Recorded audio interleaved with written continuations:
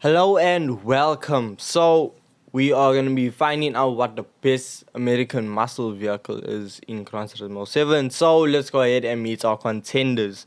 So first up we have the Camaro ZL1 1LE package. So this vehicle actually comes in with 910 horsepower and a weight of 1732 kgs. So all these vehicles have the same upgrades, but weight has not been changed. The vehicle's weight has not been touched. However, all the same performance upgrades have been changed. So second contender, we have the Shelby GT350R. So this vehicle has 779 brake horsepower and comes in at 1658 kgs. So this is the least powerful vehicle, but it's also the lightest. So around the corners, this should be king. Okay, and our third and final contender, the Dodge Charger SRT Hellcat. There's no demon in the game, so we're using the Hellcat. Comes in at 952 brake horsepower and a weight of almost 2000 kgs. So yes, this is the most powerful vehicle, but it's also the heaviest. So we're gonna need to see how it actually brings it all together and where this vehicle's strong suits are. So let's not waste any more time and let's just start getting into the deciders. First up we have the Dodge Hellcat. So this vehicle, first, second, third, for all of these vehicles, they just spun their tires. So across the line, the Dodge actually sets a 12.2. Then we had the Ford Mustang. Ford Mustang sets a 12.6. And the Camaro beat all of them and actually sets a 12.1.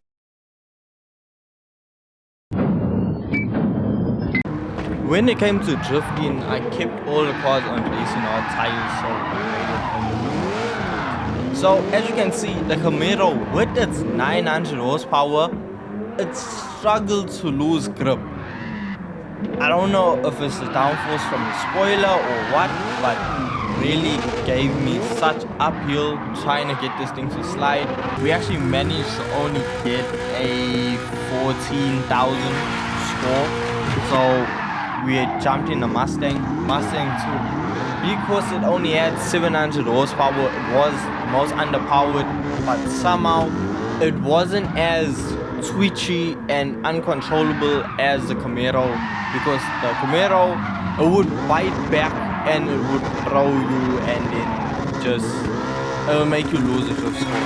So with the Mustang, we actually were able to bring in 15,000, almost 16,000. So then it was time for the Hellcat. Honestly, this vehicle, because of the amount of power it had plenty. The back wheels spun up, but it bites back just like the Camaro. It chucks you and it's so twitchy sometimes. Like there were some instances where I'll actually show you the clips now. Like 4,000 points gone, just like that because of put back. This really, I crossed the line and it still gave me 0 points. So that is actually the highest score. So for drifting, the Hellcat. So the test track is going to be Daytona touring car track. So first up we actually have the Camaro, the ZL1. So with the ZL1 you have to brake super early. The brakes on this vehicle are a little bit trash, but honestly, if you don't brake, the car will understeer badly.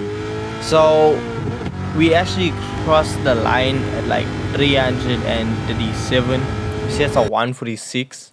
So then we had the Mustang. The Mustang, honestly, beautiful car. Around the turns, you are able to brake late and you are able to carry a more speed.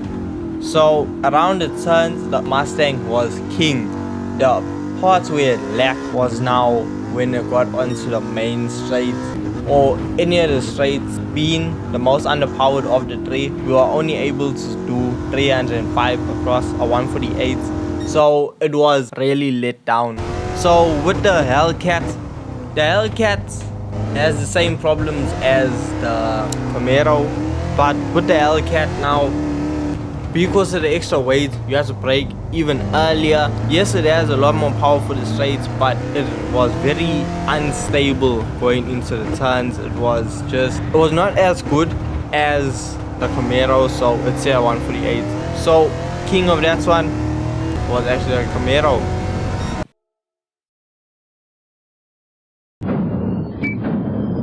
Okay, so we're gonna start off with the Hellcat. So none of these vehicles have had their transmission tuned in anyway, so this is just factory tuning, and it does 388.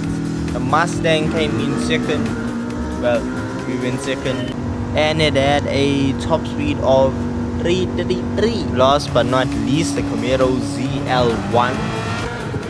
It did 378. Now when it came to customization, the Hellcat had a decent wide body. I mean, the wide bodies in this game is nothing crazy. So each part had a different option, 2 different sets of rear wings. Well, you could remove the wing or put another one. The Mustang wide body looked like a basic wide body, nothing insane. So that's the wide body. Front splitter, honestly, it just takes away the original Shelby splitter. Not a fan of. You can change side skirts. There was no rear diffuser, but they made up for it by adding another option for the rear wing. So it kind of balances out how many visual parts with the Hellcat. So the Camaro, I already applied the wide body to it before this video happened, so you can just look at it there and see the wide body. So this actually caused it to not have front and side upgrades.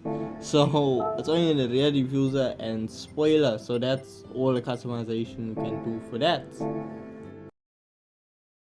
So we actually have a tie between the Hellcat and the Camaro.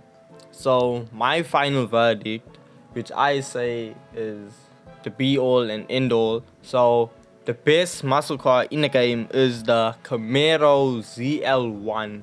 Genuinely, the car is gonna be the most useful in the most situations, so that's why I'm saying it is that.